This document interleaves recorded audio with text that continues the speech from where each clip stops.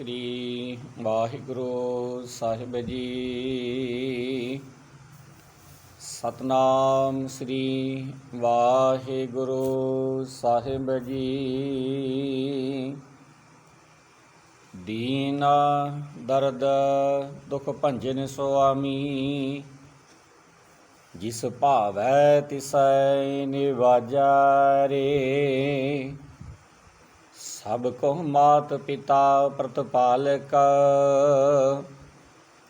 ਜੀ ਪ੍ਰਾਣ ਸੁਖ ਸਾਗਰ ਰੇ। ਦੇਂਦੇ ਟੋਟ ਨਾਹੀ ਤਿਸ ਕਰਤੇ, ਪੂਰ ਰਹਿਓ ਰਤਨਾਗਰ ਰੇ। ਜਾਚਕ ਜਾਚੈ ਨਾਮ ਤੇਰਾ ਸੁਆਮੀ, ਘੜ ਘੜ ਅੰਤਰ ਸੋਈ ਰੇ। ਨਾਨਕ ਦਾਸ ਤਾਂ ਕੀ ਸਰਨਾਈ, ਜਾਤੀ ਬਿਰਥਾ ਨਾ ਕੋਈ ਰੇ। ਪਰਮ ਸਤਿਕਾਰਯੋਗ ਸਤਿਗੁਰਾਂ ਦੀ ਸਾਜੀ ਨਿੰਬਾਜੀ, ਗੁਰੂ ਪਿਆਰੀ ਗੁਰੂ ਸਵਾਰੀ ਗੁਰੂ ਦਾ ਖਾਸ ਰੂਪ ਸਾਧ ਸੰਗਤ ਜੀਓ। ਆਪ ਸਰਬੱਤ ਸਿੱਖ ਸੰਗਤ ਦਾ ਬਹੁਤ ਬਹੁਤ ਧੰਨਵਾਦ ਕੀਤਾ ਜਾਂਦਾ ਹੈ ਜੀ। ਜੀ ਆਇਆਂ ਨੂੰ ਆਖਿਆ ਜਾਂਦਾ ਹੈ। ਜੋ ਆਪ ਜੀ ਨੇ ਉਦਮ ਉਪਰਾਲੇ ਕੀਤੇ ਨੇ, ਅੰਮ੍ਰਿਤ ਵੇਲੇ ਉੱਠ ਕੇ ਧੰਨ ਦਾ ਇਸ਼ਨਾਨ ਕੀਤਾ ਹੈ, ਗੁਰੂ ਦਰਬਾਰ ਦੀਆਂ ਹਾਜ਼ਰੀਆਂ ਭਰੀਆਂ ਨੇ, ਸੋ ਵੱਡੇ ਭਾਗ ਨੇ ਸਾਧ ਸੰਗਤ ਜੀ। ਆਓ ਰਲ ਮਿਲ ਕੇ ਸਤਿਗੁਰਾਂ ਦੇ ਵਚਨਾਂ ਦੇ ਨਾਲ ਸਾਂਝ ਪਾਈਏ। ਅੱਜ ਦੇ ਇਹਨਾਂ ਵਚਨਾਂ ਦੇ ਦੁਆਰਾ ਸਤਿਗੁਰੂ ਸਾਨੂੰ ਕੀ ਬਖਸ਼ਿਸ਼ ਕਰਦੇ ਨੇ। ਸ਼ਲੋਕ: ਦੀਨ ਦਰਦ ਦੁਖ ਭੰਜੇ ਨਾ, ਘੜ ਘੜ ਨਾਥ ਅਨਾਥ। ਸਰਨ ਤੁਮਾਰੀ ਆਇਓ ਨਾਨਕ ਕੀ ਪ੍ਰਵਸਾਤ। ਸਤਿਗੁਰੂ ਅਰਜਨ ਦੇਵ ਮਹਾਰਾਜ ਸਾਹਿਬ ਇਹਨਾਂ ਵਚਨਾਂ ਦੇ ਨਾਲ ਬਖਸ਼ਿਸ਼ ਕਰਦੇ ਨੇ ਕਿ ਦੀਨ ਦਰਦ ਦੁਖ ਭੰਜੇ ਨਾ। ਦੀਨ ਦਾ ਭਾਵ ਹੁੰਦਾ ਹੈ ਗਰੀਬ, ਕੰਗਾਲ, ਕਮਜ਼ੋਰ। ਭੰਜਣਾ ਦਾ ਭਾਵ ਹੁੰਦਾ ਹੈ ਤੋੜਨ ਵਾਲਾ, ਨਾਸ ਕਰਨ ਵਾਲਾ। ਘਟ ਦਾ ਭਾਵ ਹੁੰਦਾ ਹੈ ਘਟ ਦੇ ਵਿੱਚ, ਸਰੀਰ ਦੇ ਵਿੱਚ। ਘਟ ਘਟ ਦਾ ਭਾਵ ਹੁੰਦਾ ਹਰੇਕ ਸਰੀਰ ਦੇ ਵਿੱਚ ਵਿਆਪਕ। ਆਸਾ ਕਹਿੰਦੀ ਦੀਨ ਦਰਦ ਦੁਖ ਭੰਜੇ ਨਾ, ਘਟ ਘਟ ਨਾਥ ਅਨਾਥ। ਸਰਨ ਤੁਮਾਰੀ ਆਇਓ ਨਾਨਕ ਕੀ ਪ੍ਰਵਸਾਤ। ਸਤਿਗੁਰੂ ਕਹਿੰਦੇ ਦੀਨਾਂ ਦੀ ਦਰਦ ਤੇ ਦੁੱਖ ਨਾਸ ਕਰਨ ਵਾਲੇ ਹੀ ਅਕਾਲ ਪੁਰਖ ਵਾਹਿਗੁਰੂ ਪਰਮੇਸ਼ਰ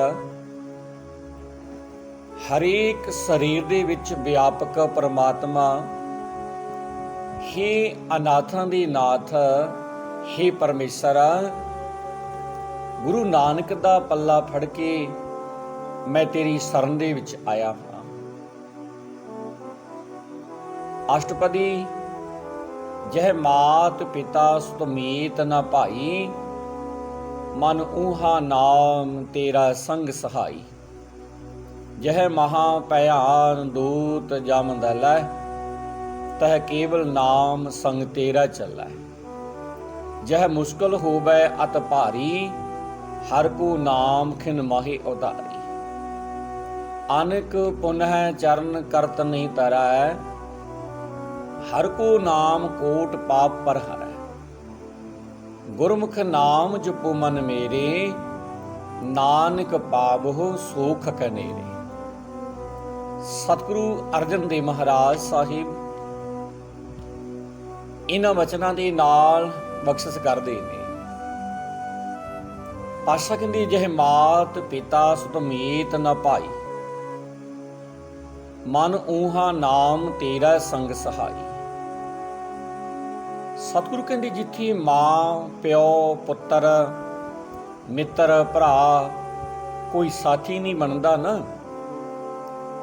ਉੱਥੇ ਹੀ ਮੇਰੇ ਮਨਾ ਪਰਮਾਤਮਾ ਦਾ ਨਾਮ ਤੇਰੇ ਨਾਲ ਸਹਾਇਤਾ ਕਰਨ ਵਾਲਾ ਬਣਦਾ ਹੈ।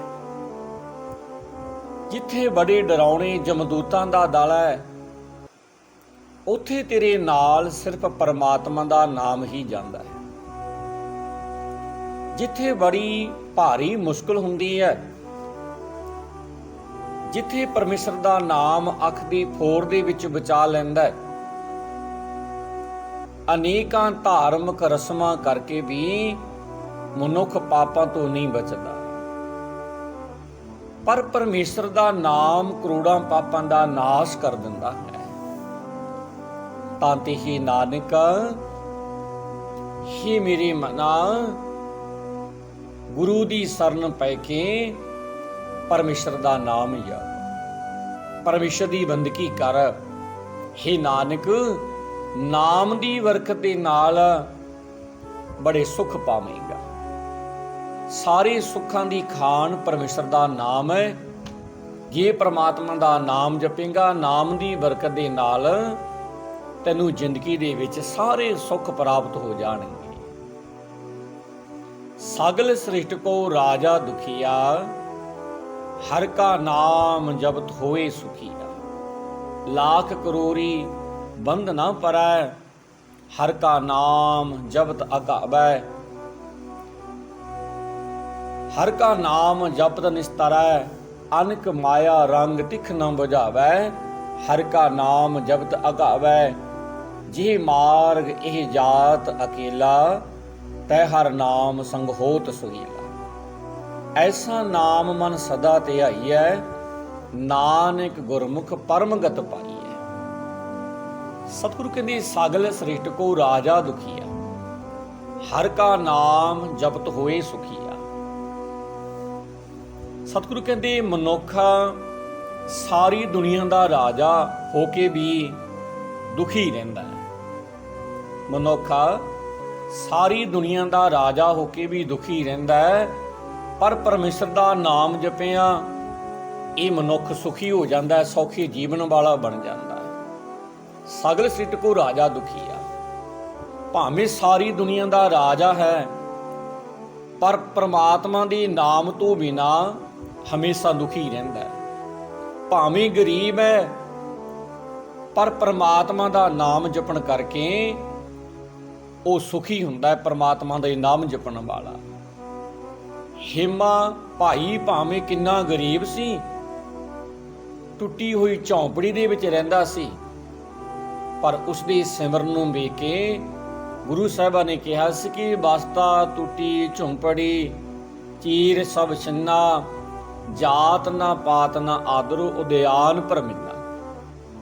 ਸਾਰੀ ਸ੍ਰਿਸ਼ਟੀ ਦੇ ਵਿੱਚੋਂ ਭਾਵੇਂ ਕੋਈ ਰਾਜਾ ਦੁੱਖਾਂ ਦੇ ਸਹਿਤ ਵੀ ਹੈ, ਭਾਵੇਂ ਪ੍ਰੇਮੋ ਵਾਂਗੂ ਕੋੜੀ ਵੀ ਹੈ, ਭਾਵੇਂ ਪ੍ਰੇਮੀ ਦੇ ਵਾਂਗੂ ਕੋੜੀ ਵੀ ਹੈ, ਪਰ ਪਰਮਾਤਮਾ ਦਾ ਨਾਮ ਜਪਣ ਕਰਕੇ ਉਹ ਮਨੁੱਖ ਭਾਵੇਂ ਕੋੜੀ ਹੋਵੇ ਉਹ ਸੁਖੀ ਹੋ ਜਾਂਦਾ ਹੈ। ਤੇ ਸਾਧ ਸੰਗਤ ਜੀ ਕਹਿੰਦੇ ਇੱਕ ਰਾਜੇ ਦੀਆਂ ਨਾ 4 ਰਾਣੀਆਂ ਸਨ। ਉਹ ਚਾਰੇ ਹੀ ਰਾਜੇ ਨੂੰ ਇਸ਼ਨਾਨ ਕਰਾਇਆ ਕਰਦੀਆਂ ਸਨ। ਇੱਕ ਦਿਨ ਗਰਮੀ ਦੇ ਦਿਨ ਸੀ ਤੇ ਗਰਮੀ ਦੇ ਦਿਨਾਂ ਦੇ ਵਿੱਚ ਨਾ ਠੰਡੇ ਪਾਣੀ ਦੇ ਨਾਲ ਇਸ਼ਨਾਨ ਕਰਾ ਕੇ ਛੋਟੀ ਰਾਣੀ ਰਾਜੇ ਦਾ ਸਰੀਰ ਪੂੰਝ ਰਹੀ ਸੀ। ਨਾਲੇ ਸਰੀਰ ਪੂੰਝ ਰਹੀ ਹੈ ਤੇ ਨਾਲੇ ਰੋ ਰਹੀ ਹੈ। ਰੋਣ ਕਰਕੇ ਅੱਖਾਂ ਦਾ ਗਰਮ ਪਾਣੀ ਨਾ, ਅੱਖਾਂ ਦੇ ਗਰਮ ਹੰਝੂ ਰਾਜੇ ਦੀ ਠੰਡੀ ਸਰੀਰ ਤੇ ਪਏ। ਸਾਧ ਸੰਗਤ ਜੀ, ਜਦੋਂ ਸਰੀਰ ਤੇ ਗਰਮ ਪਾਣੀ ਦੇ ਸਿੱਟੇ ਵੱਜੇ ਨਾ, ਹੰਝੂ ਡਿੱਗੇ, ਤਾਂ ਰਾਜੇ ਨੇ ਵੇਖ ਕੇ ਰੋਣ ਦਾ ਕਾਰਨ ਪੁੱਛਿਆ ਰਾਣੀ ਨੂੰ ਵੀ ਇਹ ਰਾਣੀ ਤੂੰ ਰੋ ਕਿਉਂ ਰਹੀ ਹੈ? ਤਾਂ ਰਾਣੀ ਨੇ ਕਿਹਾ ਕਿ ਇਹ ਰਾਜਨ,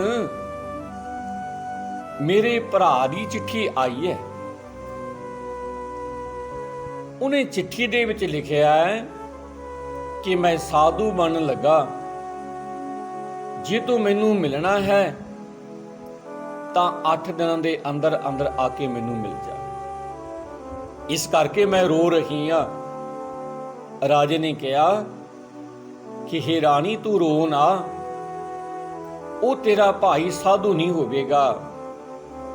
ਰਾਣੀ ਨੇ ਕਿਹਾ ਮਹਾਰਾਜ ਉਸਦੇ ਖਿਆਲ ਪਹਿਲੋਂ ਹੀ ਅਜਿਹੇ ਨੇ, ਉਹ ਹਿੰਡ ਦਾ ਬੜਾ ਪੱਕਾ, ਇਸ ਲਈ ਉਸਨੇ ਜ਼ਰੂਰ ਸਾਧੂ ਹੋ ਜਾਣਾ ਹੈ। ਰਾਜੇ ਨੇ ਕਿਹਾ ਕਿ हे ਰਾਣੀ ਜਿਹੜੇ ਮਨੁੱਖ ਸਾਧੂ ਹੁੰਦੇ ਨੇ ਨਾ, ਉਹ ਪੁੱਛ ਕੇ ਜਾਂ ਚਿੱਠੀ ਲਿਖ ਕੇ ਸਾਧੂ ਨਹੀਂ ਹੁੰਦੇ, ਬੈਰਾਗ ਦੇ ਕਾਰਨ ਪੁੱਛੇ ਤੋਂ ਬਗੈਰ ਹੀ ਘਰ ਨੂੰ ਛੱਡ ਕੇ ਉਹ ਚਲੇ ਜਾਂਦੇ ਨੇ। ਰਾਣੀ ਨੇ ਕਿਹਾ ਕਿ हे ਰਾਜਨ ਜਿਹੜੇ ਬੈਰਾਗ ਦੀ ਗੱਲ ਤੁਸੀਂ ਕਰਦੇ ਹੋ, ਬੈਰਾਗ ਕਿਸ ਤਰ੍ਹਾਂ ਦਾ ਹੁੰਦਾ ਹੈ? ਰਾਜੇ ਨੇ ਕਿਹਾ, ਰਾਜੇ ਨੇ ਨਾ ਸਭ ਰਾਣੀਆਂ ਨੂੰ ਆਪਣੇ ਪਾਸ ਬੁਲਾ ਕੇ ਕਿਹਾ ਕਿ ਜੇ ਤੁਸੀਂ ਸਭ ਰਾਣੀਆਂ ਕਹੋ ਤਾਂ ਮੈਂ ਬੈਰਾਗ ਦਾ ਸਰੂਪ ਦਿਖਾਵਾਂ ਤੁਹਾਨੂੰ। ਤੇ ਸਭ ਨੇ ਰਾਣੀਆਂ ਨੇ ਕਿਹਾ ਕਿ ਸਾਨੂੰ ਬੈਰਾਗ ਦਾ ਰੂਪ ਦਿਖਾਓ। ਕਹਿੰਦੇ ਉਸੇ ਵੇਲੇ ਰਾਜੇ ਨੇ ਇੱਕ ਧੋਤੀ ਪਹਿਨੀ ਤੇ ਕਹਿਣ ਲੱਗਿਆ ਕਿ ਅੱਜ ਤੋਂ ਤੁਸੀਂ ਸਭ ਮੇਰੀਆਂ ਮਾਵਾਂ ਹੋ, ਤੁਸੀਂ ਰਾਜ ਸੰਭਾਲੋ ਤੇ ਮੈਂ ਚੱਲਦਾ ਹਾਂ। ਇੰਜ ਕਹਿ ਕੇ ਨਾ ਰਾਜਾ ਨਿਕਲ ਗਿਆ ਮਹਿਲਾਂ ਦੇ ਵਿੱਚੋਂ। ਤੇ ਸਾਸੰਗੀ ਪਿੱਛੋਂ ਰਾਣੀਆਂ ਬਹੁਤ ਰੋਈਆਂ ਤੇ ਆਪਣੇ ਵਜ਼ੀਰ ਨੂੰ ਨਾਲ ਲੈ ਕੇ ਨਾ ਰਾਜੇ ਦੇ ਪਾਸ ਪਹੁੰਚ ਗਈਆਂ, ਜਿੱਥੇ ਰਾਜਾ ਬੈਰਾਗ ਦਿਖਾਉਣ ਦਾ ਗੱਲ ਕਹਿ ਕੇ ਚਲਿਆ ਗਿਆ ਸੀ। ਸਾਰਿਆਂ ਨੇ ਚਰਨ ਫੜ ਕੇ ਬਹੁਤ ਬੇਨਤੀਆਂ ਕੀਤੀਆਂ, ਪਰ ਰਾਜੇ ਨੇ ਇੱਕ ਗੱਲ ਵੀ ਨਾ ਮੰਨੀ ਕਿਸੇ ਦੀ। ਫਿਰ ਵੱਡੀ ਰਾਣੀ ਨੇ ਪ੍ਰਸ਼ਨ ਕੀਤਾ ਕਿ हे ਰਾਜਨ ਆਪ ਸਾਧੂ ਕਿਉਂ ਹੁੰਦੇ ਹੋ? ਤੇ ਰਾਜੇ ਨੇ ਕਿਹਾ ਕਿ ਬ੍ਰਹਮ ਸੁਖ ਨੂੰ ਅਨੁਭਵ ਕਰਨ ਵਾਸਤੇ ਮੈਂ ਸਾਧੂ ਹੋ ਰਿਹਾ ਹਾਂ। ਰਾਜ ਭਾਗ ਕਰਨ ਵਿੱਚ ਉਹ ਬ੍ਰਹਮ ਸੁਖ ਪ੍ਰਾਪਤ ਨਹੀਂ ਹੁੰਦਾ, ਪਰਮਾਤਮਾ ਦਾ ਸਿਮਰਨ ਕਰਨ ਨਾਲ ਮੈਂ ਸੌਖਾ ਹੋ ਜਾਵਾਂਗਾ, ਇਸ ਲਈ ਮੈਂ ਸਾਧੂ ਹੋ ਰਿਹਾ। ਰਾਣੀ ਨੇ ਕਿਹਾ ਕਿ ਬ੍ਰਹਮ ਰਸ ਲੈਣਾ ਬਹੁਤ ਹੀ ਮੁਸ਼ਕਲ ਹੈ, ਤੁਸੀਂ ਨਹੀਂ ਲੈ ਸਕੋਗੇ। हे ਰਾਜਨ ਇਹ ਨਾ ਹੋਵੇ ਕਿ ਬ੍ਰਹਮ ਰਸ ਲੈਂਦੇ ਲੈਂਦੇ ਮਤਾ ਵਿਸੇ ਰਸਾਂ ਤੋਂ ਵੀ ਰਹਿ ਜਾਓ, ਫਿਰ ਆਪ ਦੋਹਾਂ ਰਸਾਂ ਤੋਂ ਖਾਲੀ ਰਹਿ ਜਾਓਗੇ। ਜਿਵੇਂ ਬਗਲੇ ਨੇ ਆਪਣੀ ਘਰਵਾਲੀ ਬਗਲੀ ਦਾ ਬਚਨ ਨਾ ਮੰਨਿਆ ਤਾਂ ਉਹ ਦੋਹਾਂ ਰਸਾਂ ਤੋਂ ਵਾਂਝਾ ਰਹਿ ਗਿਆ ਸੀ। ਜੇ ਤੁਸੀਂ ਵੀ ਮੇਰਾ ਬਚਨ ਨਾ ਮੰਨੋਗੇ ਤਾਂ ਤੁਹਾਨੂੰ ਵੀ ਨਾ ਤਾਂ ਸੰਸਾਰਕ ਰਸਾਂ ਤੋਂ ਨਾ ਸੰਸਾਰਕ ਰਸ ਮਿਲੇਗਾ ਤੇ ਨਾ ਹੀ ਬ੍ਰਹਮਾਨੰਦ। ਰਾਜਾ ਕਹਿਣ ਲੱਗਾ ਵੀ ਬਗਲੇ ਨੇ ਕਿਹੜੀ ਗੱਲ ਨਹੀਂ ਮੰਨੀ। ਰਾਣੀ ਕਹਿਣ ਲੱਗੀ ਕਿ ਸਮੁੰਦਰ ਦੇ ਕਿਨਾਰੇ ਤੇ ਨਾ ਇੱਕ ਬਗਲੀ ਰਹਿੰਦੇ ਸਨ ਤੇ ਆਪਸ ਵਿੱਚ ਉਹਨਾਂ ਦਾ ਬੜਾ ਪਿਆਰ ਸੀ, ਬੜਾ ਪ੍ਰੇਮ ਸੀ। ਹਮੇਸ਼ਾ ਮੱਛੀਆਂ ਫੜ ਕੇ ਖਾਂਦੇ ਹੁੰਦੇ ਸੀ। ਤੇ ਉਸ ਦੇ ਦਰਿਆ ਸਮੁੰਦਰ ਦੇ ਕਿਨਾਰੇ ਇੱਕ ਨਾਰੀਅਲ ਦੇ ਬਿਰਛ ਸਨ। ਤੇ ਇੱਕ ਦਿਨ ਉੱਥੇ ਹੰਸ ਆ ਗਏ। ਉਹਨਾਂ ਆਪਣੀਆਂ ਚੁੰਝਾਂ ਮਾਰ ਕੇ ਨਾਰੀਅਲਾਂ ਦੇ ਵਿੱਚੋਂ ਦੁੱਧ ਪੀਤਾ ਤੇ ਕੁਝ ਕੁ ਤੁੱਪ ਕੇ ਹੇਠਾਂ ਡਿੱਗ ਪਏ। ਉਹਨਾਂ ਨੂੰ ਵੇਖ ਕੇ ਬਗਲਾ ਬਗਲੀ ਨੂੰ ਕਹਿਣ ਲੱਗਾ ਕਿ ਇਹ ਸਾਡੇ ਵਾਂਗ ਹੀ ਨੇ, ਇਹ ਸਾਡੇ ਵਰਗੇ ਨੇ, ਦੁੱਧ ਕਿਉਂ ਪੀਂਦੇ ਨੇ ਤੇ ਮੱਛੀਆਂ ਕਿਉਂ ਨਹੀਂ ਖਾਂਦੇ? ਉਸ ਬਗਲੇ ਨੂੰ ਬਗਲੀ ਨੇ ਕਿਹਾ ਕਿ ਸਾਡੇ ਵਾਂਗ ਸਫੈਦ ਹੋਣ, ਪਰ ਵੀ ਇਹ ਬਗਲੇ ਨਹੀਂ, ਇਹ ਤਾਂ ਹੰਸ ਨੇ।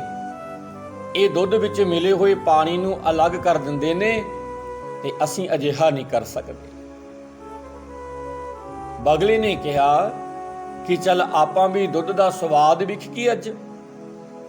ਜਿਹੜਾ ਦੁੱਧ ਉੱਥੇ ਡਿੱਗਿਆ ਹੋਇਆ ਸੀ ਨਾ ਸਾਧ ਸੰਗਤ ਜੀ, ਉਸ ਨੂੰ ਪੀਣ ਲੱਗ ਪਏ ਤੇ ਉਹਨਾਂ ਨੂੰ ਬੜਾ ਸਵਾਦ ਆਇਆ।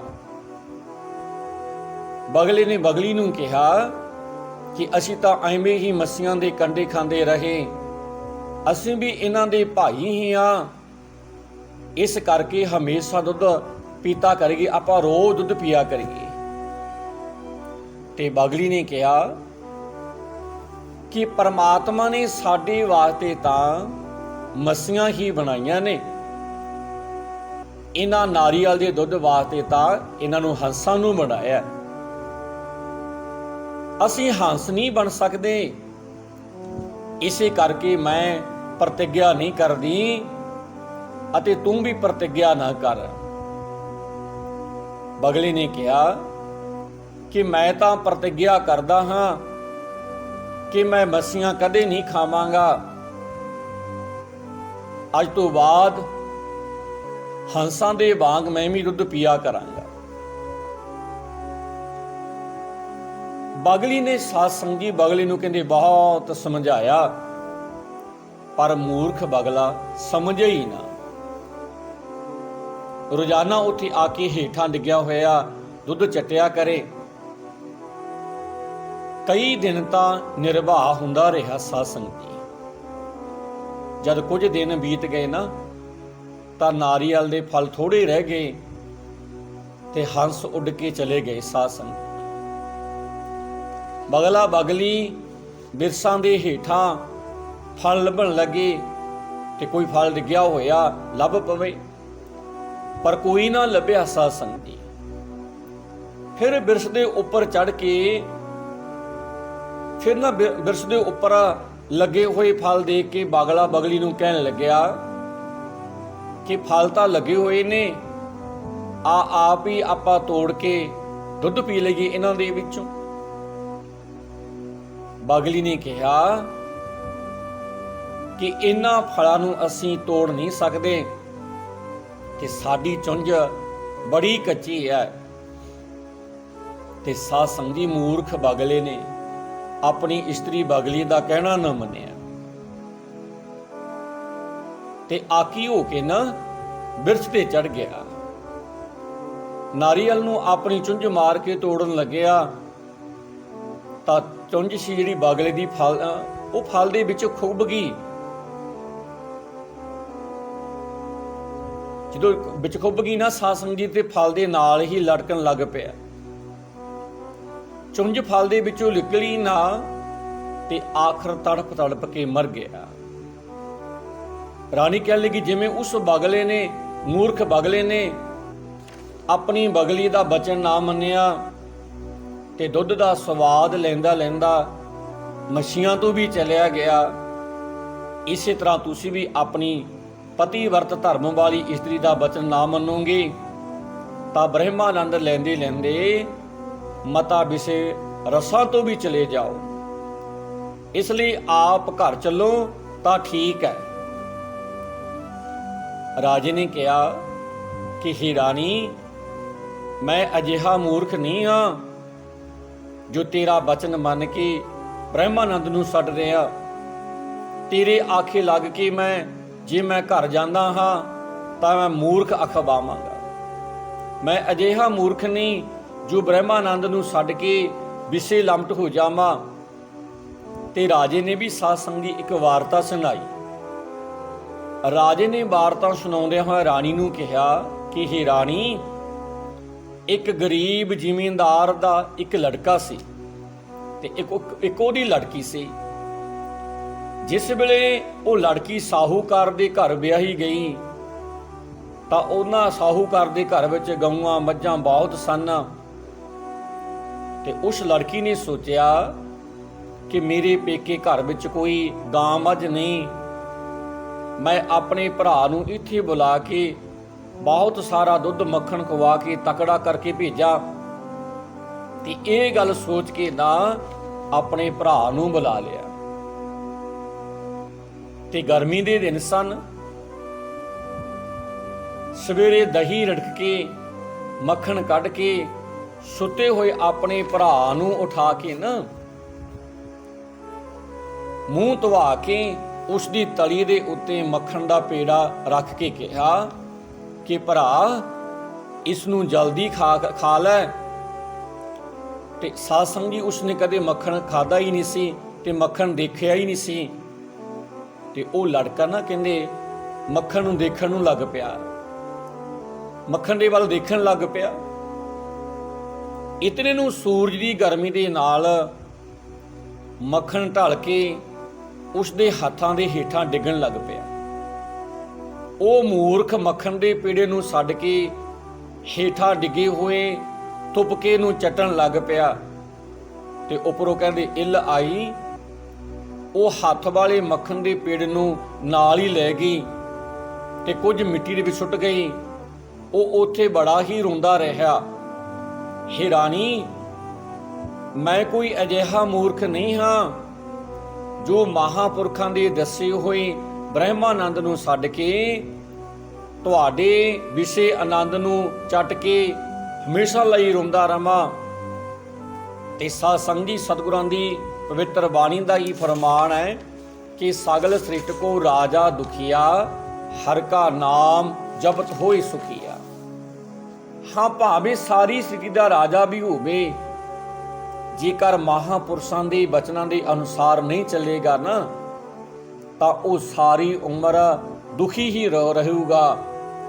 ਜੋ ਮਹਾਂਪੁਰਖਾਂ ਦੇ ਬਚਨਾਂ ਦੇ ਅਨੁਸਾਰ ਵਿਸ਼ੇ ਰਸ ਨੂੰ ਛੱਡ ਕੇ ਪਰਮਾਤਮਾ ਦਾ ਨਾਮ ਜਪੇਗਾ ਤੇ ਉਹ ਸੰਸਾਰ ਸਮੁੰਦਰ ਦੇ ਵਿੱਚੋਂ ਪਾਰ ਹੋ ਜਾਵੇਗਾ, ਉਹ ਸੰਸਾਰ ਦੇ ਵਿੱਚ ਸੁਖੀ ਹੋਵੇਗਾ।